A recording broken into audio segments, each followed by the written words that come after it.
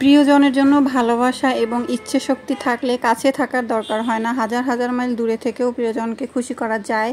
এটা আরও একবার প্রমাণ করলেন জার্মানির এক আপু।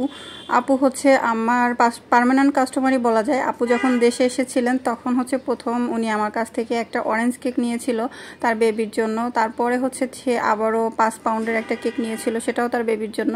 এরপরে আপু হচ্ছে জার্মানিতে চলে যায়। তারপরে জার্মানিতে যাওয়ার পরে সে মা দিবস উপলক্ষে তার মায়ের জন্য একটা কেক পাঠাবে। তো সে আমাকে নক করে, তারপর হচ্ছে অর্ডারটা যথারীতি দেয় এবং বলে যে এর আগের বার নাকি অরেঞ্জ কেকটা তার মায়ের অনেক ভালো লাগছে এবং সেই অরেঞ্জ কেকই আমাকে দিতে বলছে।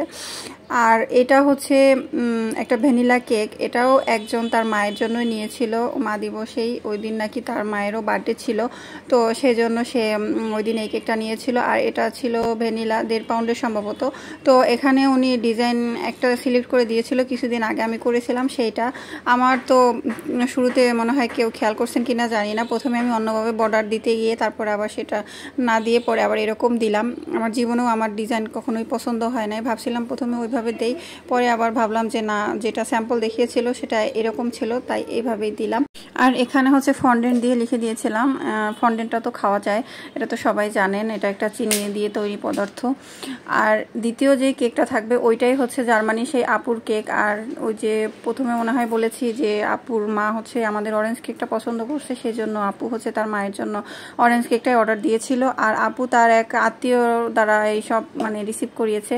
আপু আমাকে নক করে বলে যে আপু কেক কি রেডি হয়েছে, তার আত্মীয় হচ্ছে রিসিভ করতে আসবে, তো আত্মীয়কে নাকি বলছে ফুল নিয়ে আসার জন্য। তো যখন আসলে লোকটা আসলো কেক নিতে তখন দেখলাম যে তার হাতে ফুল। তো আমি আবার একটু ছবি তুলে রেখেছি বক্স আর ফুলের সাথে, তো ওই ছবিটা আমি আবার লাস্টে অ্যাড করে দিয়েছি ভিডিওর লাস্টে।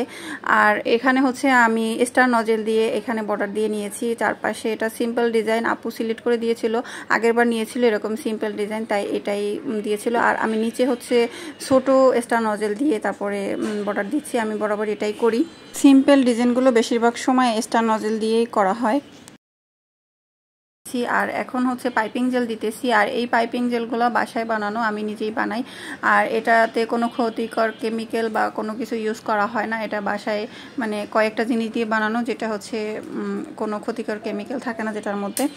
তো এখানে অনেকে আছে যে আমাদের এই পাইপিং জেলটার কারণেও অরেঞ্জ কেকটা পছন্দ করে, অনেকে তো বলছে আমাকে যে এই পাইপিং জেলটা ওনাদের কাছে ভালো লাগে। আর এটার মধ্যে আমরা হচ্ছে মালটা ইউজ করি অরেঞ্জ কেকের মধ্যে, এই জন্য আরও বেশি ইয়ামি হয়। এখানে শুধুমাত্র রং বা কৃত্রিম কোনো কেমিক্যাল দিয়ে বানানো হয় না। আমরা তো হোমমেড কেক, আমরা হচ্ছে কোনো কৃত্রিম রং বা কেমিক্যাল এগুলো ইউজ করি না। যেগুলো ইউজ করা হয় এগুলো সব ফুড গ্রেড এবং ভালো কোয়ালিটির, ভালো মানের। অনেক বেশিরভাগ জিনিস আছে আমাদের বাহির থেকে আসে, সেগুলোই আমরা ইউজ করি। আর অবশ্যই ভাববেন না কেউ যে আমরা বেকারির মতো কাপড়ের রং টং এগুলো ইউজ করি না, একেবারেই না। যারা খেয়েছেন তারা জানেন। তো এই হচ্ছে আজকের কেক দুটার ফাইনাল আউটকাম। আর কেকটা বানাতে বানাতে আমার একটা কথাই বারবার মনে হয়েছে যে আসলে ইচ্ছা থাকলে অসম্ভবকে সম্ভব করা যায়।